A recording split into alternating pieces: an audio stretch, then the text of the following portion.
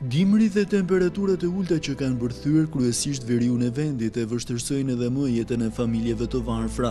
Vdekja e kryefamiljarit vetëm pak ditë më parë, pensioni të cilit ishte ardhura e vetme e familjes, duket se e ka lënë në mëshirë të fatit ishte Tafilin dhe 2 vajzat e saj, njëra prej të cilave e divorcuar, e cila është kthyer në familje bashkë me fëmijën pas dhunës së pamëshirë mbi të.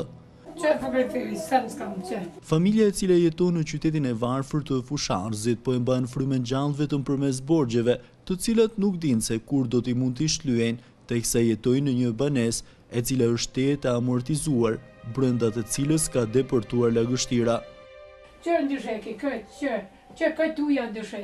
Por sfida më e madhe duket se në këtë dimër për këtë familje është ushqimi. Ma vështirë nuk ka, si që tash na ka vdek baba, ma në gjenje dopt ekonomike nuk ka se na.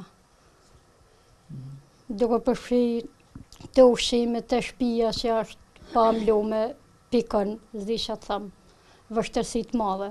A kemi çfarë ushqimi? Për zotën jo, sen. 2 kile patate kam qitë pramë që aty, më horse dhe e nesër.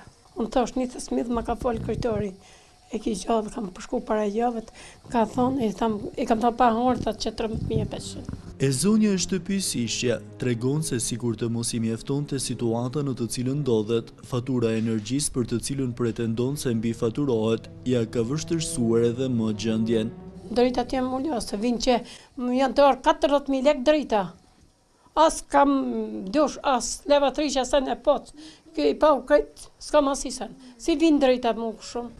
Familja Tafili në Fusharrës jeton në mëshirë të fatit, teksa veç të ftohtit sfidues, ëndra çdo qasti mbetet ushqimi, mungesa e të cilit përbën dhe dramën e familjes në veri të Shqipërisë, në të cilën shpresa ka humbur, e të gjithë luten për vaktin e radhës, aqsa për të mbajtur frymën gjallë. Tepër vështirë, si mund t'ja dalin 20 ditë gjallë.